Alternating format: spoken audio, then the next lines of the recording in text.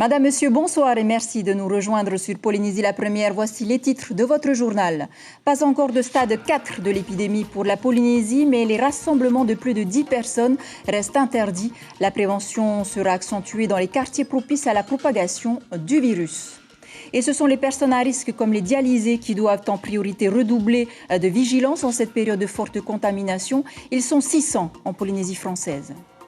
Et puis les conséquences de l'annulation de la Hawaii Kinuiva à 2020 en raison de la crise sanitaire se font sentir sur l'économie de Huahine. Vous allez le voir dans un instant. Bonne nouvelle en revanche du côté des Marquises, le dossier de l'inscription de l'archipel au patrimoine mondial de l'UNESCO a franchi une deuxième étape cruciale ce mardi à Paris. Qu'attendent aujourd'hui les Marquisiens de cette inscription à venir à l'UNESCO? Joseph Kaiha, le maire de Uapo, est avec nous par Messenger pour y répondre. Enfin, pour terminer, au cœur du Fénois, on vous emmène à Uapo et cette belle rencontre avec Cédric Bonneau, un ex-détenu reconverti dans la fabrication d'étuis à couteau. Les Polynésiens s'attendaient à des annonces fortes ce matin venant du président Edouard Fritsch et du haut-commissaire après les 2 décès liés au Covid-19 la semaine dernière et puis 1073 cas positifs ce mardi. Eh bien, le maître mot des autorités aujourd'hui est de minimiser les contacts et de redoubler d'efforts pour protéger les populations à risque. Le pays qui reste au stade 3 de l'épidémie. Caroline Fari, Patrick Tsinsing. Nous devons, durant le mois à venir, faire l'effort de ne plus organiser de tamara, de ne plus organiser de fêtes, quelles qu'elles soient. Pas une obligation, une simple préconisation. Il va falloir être responsable, ne rien lâcher, parce que les gestes protecteurs sont encore et toujours les meilleurs ennemis du virus, surtout dans la sphère privée. Les gestes barrières deviennent aujourd'hui des gestes de vie. Et on se doit là de faire très attention en ce moment. Compte tenu de cette circulation plus active du virus, il faut plus que jamais faire attention sur ces gestes barrières. Parce que c'est ça qui compte. Et on se rend compte que lorsqu'il y a eu des clusters qui sont apparus, il y a des raisons objectives. Le port du masque, toujours fortement recommandé, parfois obligatoire, mais pas pour les enfants de 4 ans, comme le laisse entendre la rumeur. Chaque citoyen est libre de s'exprimer. En revanche, les jugements portés par les protestataires sont excessifs. Nous accuser gratuitement d'obscurantisme, de mensonges, de dictature ou de satanisme, je m'interroge. Les archipels, bons élèves en matière de gestes barrières, sont restés au stade 1 de l'épidémie. Mais pas de passage au stade 4 pour Tahiti. Il faudrait une contamination générale et une saturation de l'offre de soins. On en est loin. Nos capacités hospitalières ne sont pas saturées. Elles peuvent aller jusqu'à 200 lits pour accueillir des personnes hospitalisées et 60 lits en réanimation au maximum. La prévention sera accentuée sur les quartiers propices à la propagation du virus. Et les mesures restrictives annoncées le 25 août sont donc reconduites jusqu'au 10 octobre. Le président Edouard Fritsch qui a aussi insisté sur le fait qu'il n'existe pour l'instant aucun remède pour soigner les patients touchés par le Covid-19, si ce n'est de continuer à appliquer les gestes barrières pour se protéger et protéger vos proches, comme le port du masque, le lavage quotidien des mains et surtout éviter de vous serrer la main. Respectez également la distanciation sociale. Je vous le disais en titre, les patients à risque bénéficiant du carnet rouge doivent redoubler de vigilance. En Polynésie, 600 personnes souffrent d'insuffisance rénale et dépendent entièrement de la dialyse. De leur domicile au centre de soins, eh bien, le risque de contamination est omniprésent. Rencontre avec certaines d'entre elles, avec Hedi Enko, Sandroli et Mirko Vanfou. On va prendre la température.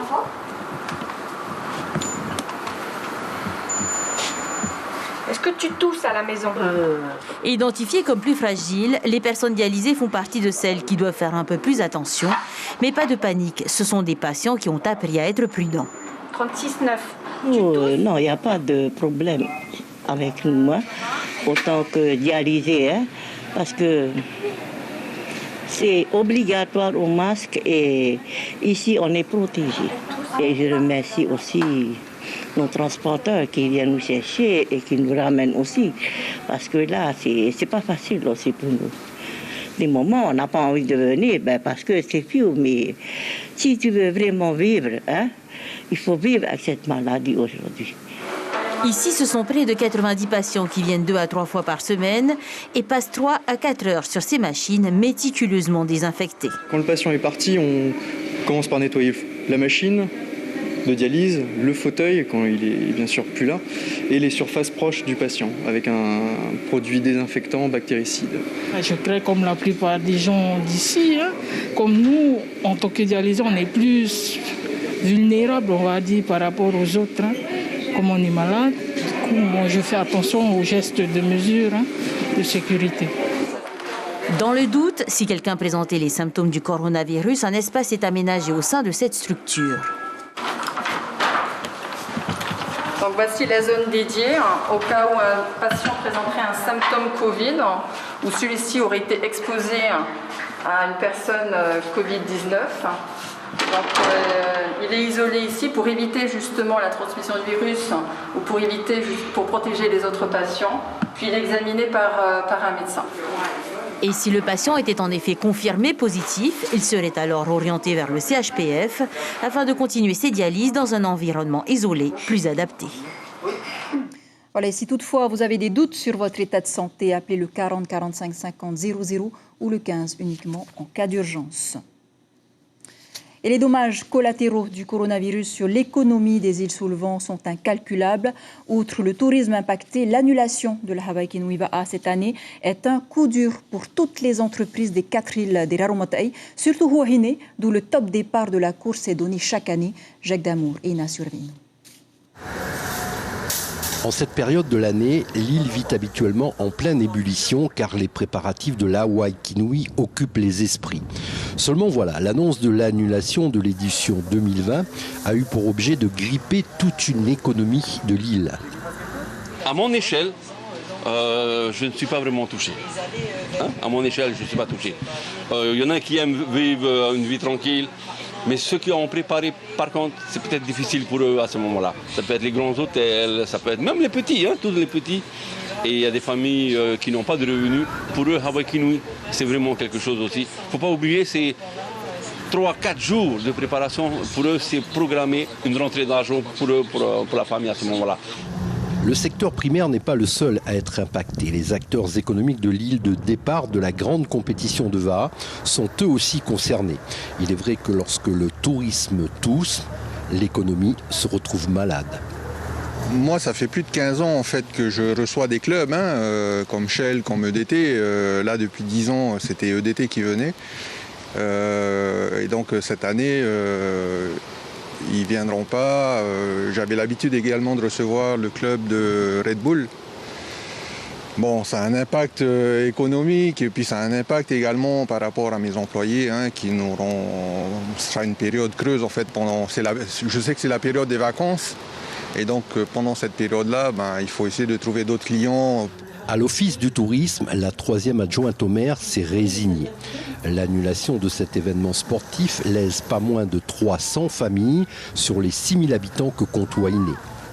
Que ce soit au secteur touristique et également primaire, parce qu'il faut dire que Huahine, nous avons et nos agriculteurs et nos pêcheurs et également le tourisme, qui fait que le Hawaii Kinui, l'annulation de cette année, 300 quand même familles sont touchées, parce qu'ils profitent de ce moment-là pour justement vendre leurs produits. Et c'est sûr que pendant une semaine, le Hawaii Kinui et à Huahine, ils arrivent quand même à liquider tous leurs produits. S'il est vrai que l'économie de l'île ne repose pas uniquement sur le tourisme, mais plutôt sur le secteur primaire, il n'empêche que la symbiose existante entre les deux activités économiques est indéniable, avec, en toile de fond, un manque à gagner qu'il faudra tenter de combler. Voilà la course qui est donc reportée à l'an prochain. Un mot sur le tourisme. Selon l'ISPF, la Polynésie a accueilli plus de 36 900 touristes au premier trimestre 2020. Il enregistre tout de même une diminution de 27% par rapport à l'an dernier. Et c'est une course contre la montre pour le maire de Huahine, Marcelin Lissan. L'édile s'est lancé dans les travaux de reconstruction de la mairie qui, rappelez-vous, a été ravagée par les flammes en mars 2019. Les travaux ont été estimés à 150 millions de francs, entièrement financés sur les fonds propres de la commune. Marcelin Lissan qui interpelle l'État qui n'aurait pas tenu ses promesses verbales quant à une aide possible. Nous l'écoutons au micro de Julien Vesco. Ça fait quasiment un an maintenant que les travaux ont commencé. Donc les grosses œuvres sont terminées, nous sommes en phase de finition et nous avons financé cette opération en fonds propres, c'est-à-dire grâce à l'assurance que la mairie a contactée et l'aide du pays. Le montant des travaux? Le montant des travaux, première estimation pour tout terminer dans les 150 millions. J'espère terminer le deuxième semestre de 2021 pour pouvoir inaugurer avant Hawaii Kinui. Voilà, l'aide de l'État est aussi très attendue dans le dossier d'inscription des marquises au patrimoine mondial de l'UNESCO. Le ministre de la Culture, Heremouana Amatua Yahutapu, et les membres de la communauté des maires des marquises ont défendu bec et ongle devant un comité spécial le caractère culturel unique de l'archipel. Une deuxième étape nécessaire pour pouvoir accéder à la phase finale, c'est-à-dire un plan de gestion à discuter avec la population. Je vous propose d'écouter les réactions des membres de la délégation tahitienne. On veut porter la parole des Polynésiens dans ce dossier. Il ne s'agit pas de venir nous dire comment on doit faire chez nous, mais on peut dire nous comment on fait chez nous et comment ça peut servir ensuite à d'autres pays. Je trouve que ça s'est bien passé et pour moi c'est en bonne voie. C'est suivant les différentes observations, interventions des experts, quoi. Il y a eu 6 critères qui ont été retenus. Le bien mixte étant la relation de la nature avec la culture et en série dans la mesure où ce qu'on peut trouver d'original sur une île ne doit pas se retrouver sur une autre île. Donc il faut que ça soit différent. Il n'y a pas eu de question de remise en cause et de la méthodologie et des indicateurs qui ont été choisis et de l'explication concernant les différents critères et les arguments qu'on y a mis.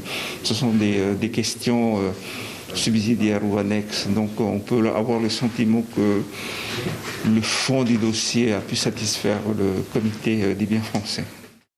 Voilà, pour aller un peu plus loin, nous avons donc avec nous Joseph Kaiha, le maire de Huapo. Merci d'être avec nous ce soir, Tavana. Cette rencontre a plutôt été satisfaisante. La troisième étape, c'est donc l'élaboration d'un plan de gestion avec la population. Pour Huapo, par exemple, où est-ce que ça en est ?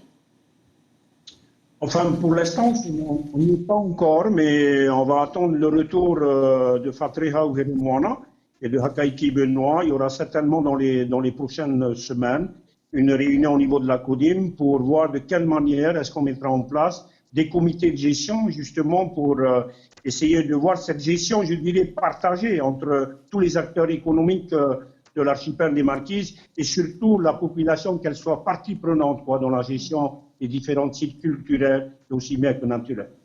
À Huapo, on imagine que certains sites culturels à protéger doivent être sur des terrains privés. Comment ça va se passer ?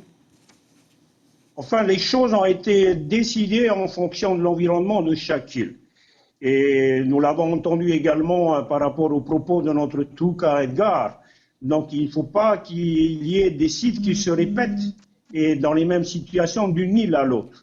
Alors, concernant l'île de Huapo, nous avons intégré dans l'inscription au dossier de l'UNESCO la chaîne montagneuse avec les pitons, qu'on appelle les paux de l'île de Huapo. Donc, ça va être cette partie intérieure de l'île qui va être proposée à l'inscription au dossier de l'UNESCO. Donc, ça va être une chaîne montagneuse qui sera très difficilement accessible, sauf qu'il y a de temps en temps des touristes qui viennent escalader nos pitons. Voilà. Donc, c'est un choix qui a été choisi, qui a été fait en fonction de l'environnement de chaque île.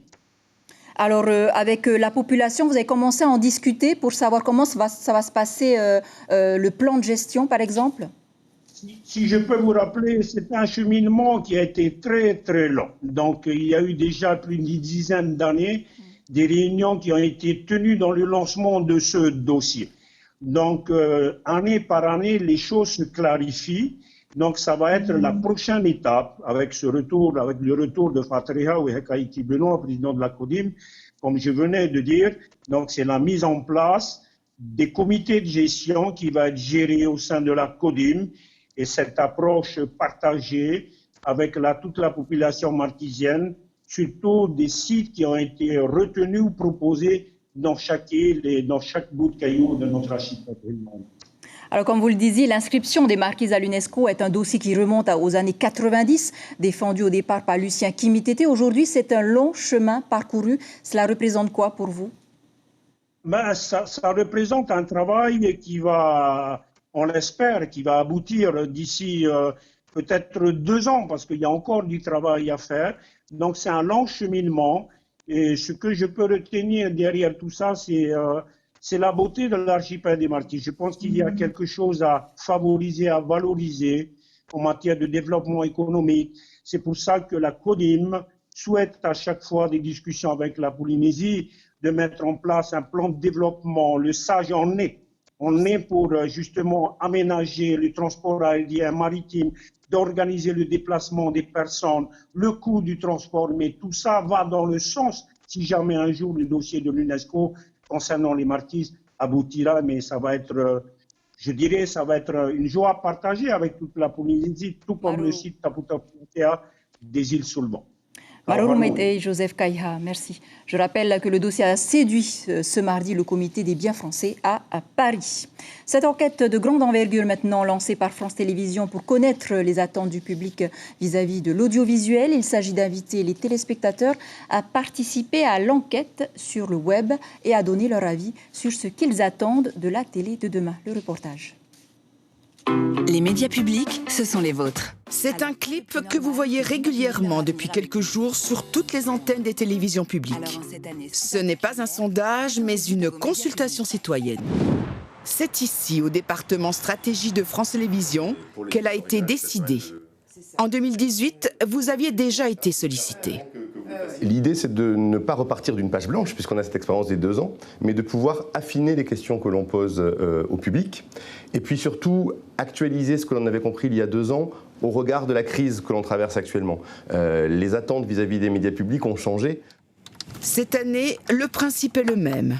Vous allez sur Internet, vous vous connectez sur le site Nos médias publics, et là, une vingtaine de thématiques vous sont proposées. Sous forme de questionnaire, à la carte, vous n'êtes donc pas obligé de répondre à toutes les questions. Regardez les titres et exprimez-vous sur ce qui compte vraiment pour vous. Une personne qui va nous demander davantage de programmes sur l'histoire ou la science le fera dans la question sur la culture et la connaissance. La personne qui nous demandera d'autres fictions que des polars le fera dans la question sur les séries et les films. Info, éducation, divertissement, culture. Allez vers ce qui vous intéresse vraiment. En cette année 2020 si particulière qui a bouleversé beaucoup de choses, y compris vos exigences envers les médias, Action ! Le service public veut construire avec vous ses programmes de demain. Voilà, la consultation est en ligne jusqu'au 27 septembre. On s'arrête un instant en Australie. 3 baleines se sont égarées à des milliers de kilomètres en amont d'une rivière aux eaux troubles au nord du pays. Du jamais vu, selon les scientifiques. Une zone d'exclusion a été installée pour éviter les collisions des mammifères avec les bateaux. Un phénomène probablement lié au changement climatique. Et c'est justement pour cela qu'en Polynésie, les gestes éco-citoyens peuvent tout changer. À Rikitea, la protection de l'environnement fait partie du programme d'études du collège Saint-Raphaël. 150 élèves se sont lancés en pleine nature pour ramasser des escargots africains qui ravagent les végétaux. Mais il y a également des déchets ménagers ou encore issus de l'industrie de la perle. Une action soutenue par le maire qui leur a mis à disposition des moyens pour évacuer les déchets. Près de 600 kilos d'ordures donc, en tout genre ont été collectés par les enfants et 200 kilos d'escargots nuisibles en 3 heures. Des élèves qui se rendent bien compte de l'incivisme de la population. Écoutez-les au micro de Heifara Schwartz. Ça, c'est ce qu'on met dans la nappe avant la récolte. Et ça, sont des déchets industriels qui viennent de la ferme. Il y en a plein là sur les bords de plage? Oui, il y en a plein. Il y a déjà 2, 3, 4 sacs. 4 sacs. Qu'est-ce que tu en penses de cette pollution? C'est que il y a trop de déchets en plastique. On a trouvé des plastiques, des canettes, des Hinano, même des bouteilles. Pourquoi les gens jettent comme ça dans la nature? Je sais pas, ils sont finis d'aller jeter dans la poubelle. Les gens s'occupent de leur travail. Et tout ce qui est déchets, ils s'en foutent complètement. Voilà. Voilà une action de prévention qui sera donc réitérée tout au long de l'année.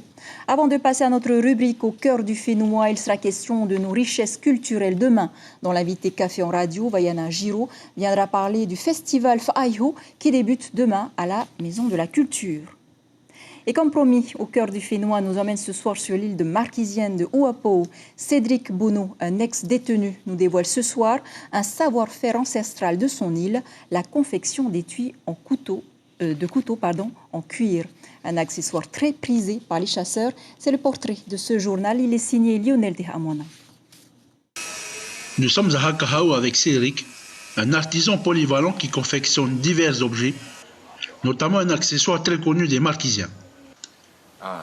Voici un étui à couteau fait en peau de vache, dans lequel on peut y laisser des couteaux de plusieurs tailles. Ici, on y met un grand couteau, un moyen et le dernier compartiment pour la lime. On l'appelle Poko Okohe, Puhokohe ou bien Maukohe parce que cet étui permet aussi de laisser le couteau à l'ombre, à l'abri du soleil et de la pluie. Pour sa confection, il utilise uniquement la peau de vache avec laquelle il peut obtenir plusieurs pièces en fonction du gabarit de l'animal. Avec cette partie que je viens de découper, je peux obtenir 3 étuis. Par contre, si c'est une peau de taureau, je pourrais en avoir beaucoup plus. Ce sont environ 10 pièces pour l'ensemble. Un savoir-faire qui commence à se perdre au profit des matériaux plus modernes tels que le plastique. Cédric nous explique alors comment lui est venue cette idée. J'ai appris à confectionner des étuis lorsque j'étais en prison au centre pénitentiaire de Taiohae à Nukuhiva.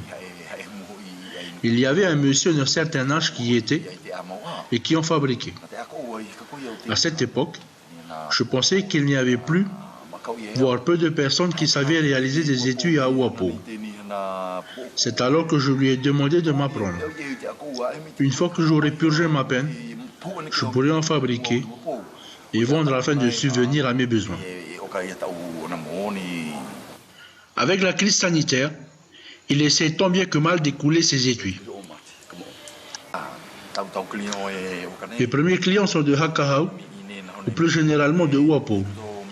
Il y a ensuite les gens de passage, mais aussi les voiliers qui ont été redirigés de Nukuhiva vers Ouapou par des connaissances, car ils voulaient absolument avoir un étui en peau de vache.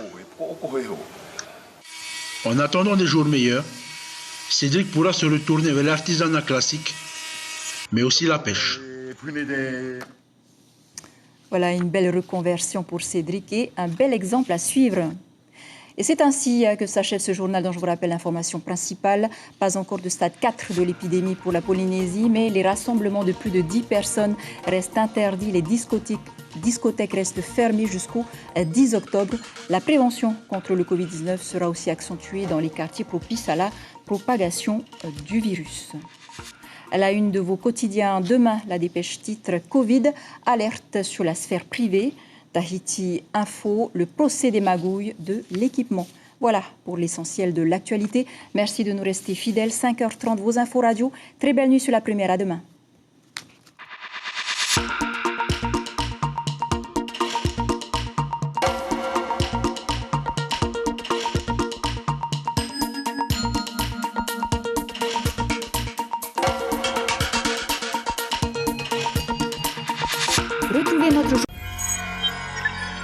Retrouvez ce programme en replay sur notre site internet